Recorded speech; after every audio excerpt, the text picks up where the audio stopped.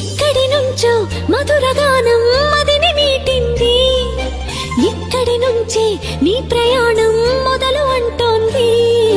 గలగల వీచే పిల్లగాలి ఎందుకాగింది, కొంపలు ముంచి తుఫానొచ్చే సూచనేమో ఇది. వేరే ఏదో లోకం చేరే ఊహల వేగం ఏదో తీయని మైకం పెంచుతున్నది. దారి తెలియని దూరం తీరే తెలపని తీరం తనలో కలవరమేదో రేపుతున్నది.